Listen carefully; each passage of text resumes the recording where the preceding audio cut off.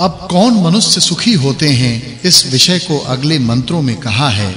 भावार्थ, जो मनुष्य प्रातः काल तथा दिन के मध्य भाग समय के होमों को करके उत्तम प्रकार छौंकने आदि से संस्कार युक्त नित्य नियमित अन्न का भोजन करते हैं, वे ही भाग्यशाली होकर बड़े सुख और नित्य विजय को प्राप्त होते हैं। भावार्थ, जो लोग परमेश्वर आदि पदार्थों के विज्ञान से अहिंसा आदि व्यवहार में वर्तमान नियम पूर्वक भोजन विहार युक्त होकर ऐश्वर्य की वृद्धि करने की इच्छा करते हैं, वे सब प्रकार सुखी होते हैं। फिर विद्वान लोग कैसा वर्ताव करें, इस विषय को अगले मंत्र में कहा है। भावार्थ, जैसे बिजली सब स्थानों में व्याप्त होकर संपूर्ण मूर्तिमान पदार्थों का सेवन करती है, वह प्रसिद्ध हुई बढ़ती है, वैसे ही विद्याओं में व्यापक विद्वान धर्म की सेवा करते हुए वृद्धि को प्राप्त होते हैं। इस सूक्त में अग्नि और विद्वानों के गुणों का वर्णन होने से इस सूक्त के अर्थ की पिछले सूक्तार्थ के साथ संगति जाननी चाहिए।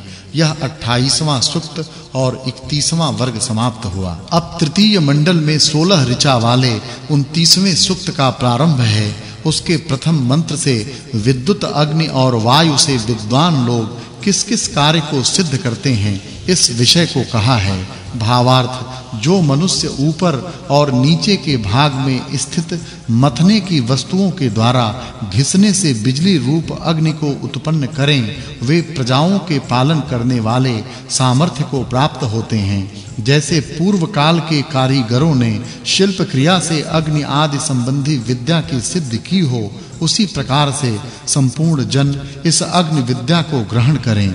फिर उसी विषय को अगले मंत्रों में कहा है। भावार्थ, इस मंत्र में उपमा अलंकार है। जो मनुष्य सृष्टि के क्रम से वर्तमान अग्नि आदि पदार्थों की प्रतिदिन परीक्षा करावें, तो वे क्यों दरिद्र होवें।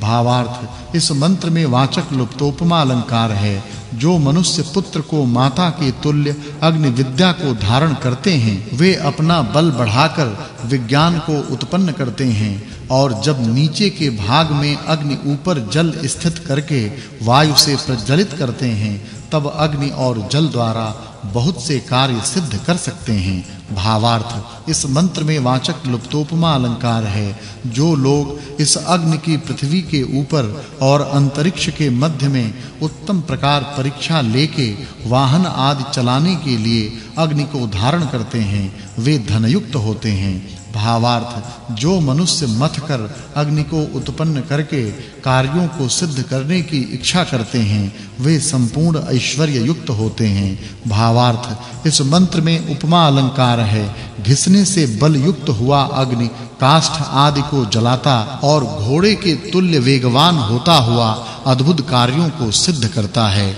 यह जानना चाहिए। भावार्थ, इस मंत्र में वाचक् लुप्तोपमा अलंकार है। जो बिजली संबंधी विद्या को सिद्ध करें, तो यह विद्या यथार्थ वक्ता विद्वान पुरुष के तुल्य सत्य और योग्य कार्य को सिद्ध करें। भावार्थ, जैसे अग्निहोत्र आदि व शिल्प आदि संगति के योग्य व्यवहार में संयुक्त किया गया अग्नि उत्तम गुणों को प्रकट करता है, वैसे ही विद्वान पुरुष को चाहिए कि धर्म संबंधी कर्मों से युक्त करके उत्तम सुखों को संसार में फैलावे। भावार्थ, हे विद्वान जनों, काष्ठ अग्नि और जल के संयोग से उत्पन्न हुए धूम से अनेक कार्यों को परस्पर मित्र भाव के साथ सिद्ध करो। जैसे धर्म पूर्वक वर्ताव रखने वाले विद्या युक्त शूरवीर पुरुष दुष्ट कर्मचारियों का नाश करके राजा होते हैं, वैसे ही यह अग्नि उत्तम प्रकार यंत्र आदि से युक्त किया गया दारिद्र्य आदि के नाश करके अनगिनती धन को उत्पन्न करता है। भावार्थ, मनुष्यों को उचित है कि जिस कर्म से शरीर, आत्मा और ऐश्वर्यों की वृद्धि हो, वह कर्म सब काल में करे। भावार्थ, जो मनुष्य वायु और अग्नि से कार्यों को सिद्ध करते हैं, वे सुखों से संयुक्त होते हैं। भावार्थ, जैसे विद्या से रचे हुए कला यंत्रों में रखा गया अग्नि अत्यंत मथने और घिसने से वेग आदि गुणों को उत्पन्न कर बहुत से कार्यों को सिद्ध करता है, वैसे ही उत्तम कर्मों को करके श्रेष्ठ गुणों को प्राप्त होवो। भावार्थ इस मंत्र में वाचक् लुप्तोपमा अलंकार है।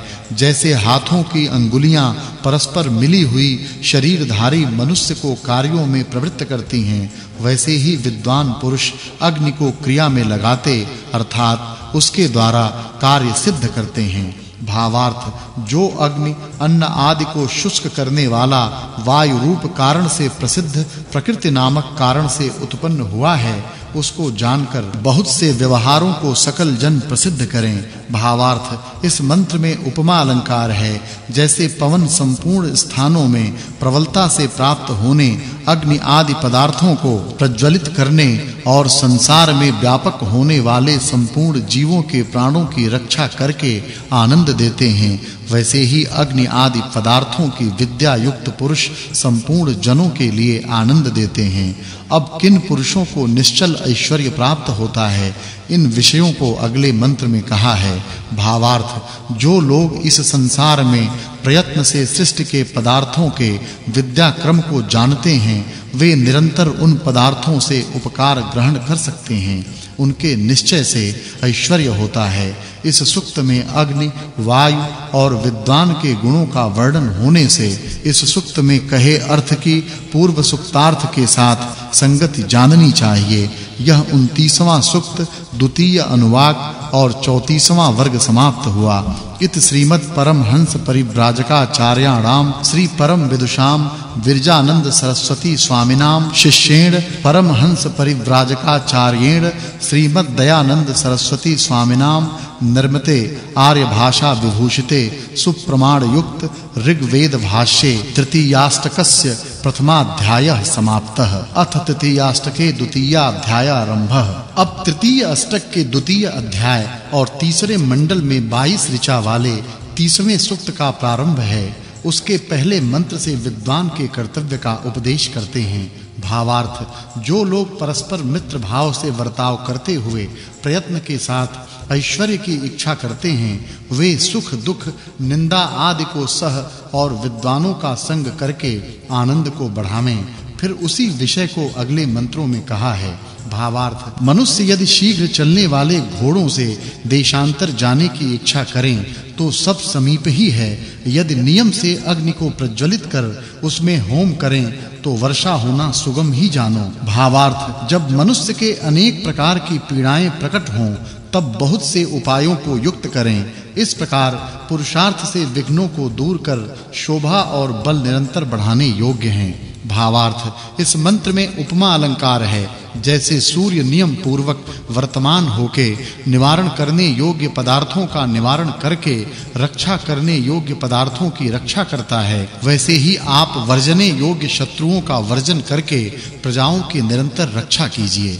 भावार्थ इस मंत्र में वाचक् लुप्तोपमा अलंकार है। राजा के पुरुषों को चाहिए कि अनेक प्रकार के उपायों से प्रजाओं में उपद्रवों से भय का नाश और सूर्य के तुल्य न्याय विद्या का प्रकाश करें। भावार्थ जो मनुष्य दुष्ट आचरण करने वाले मनुष्य आदि प्राणियों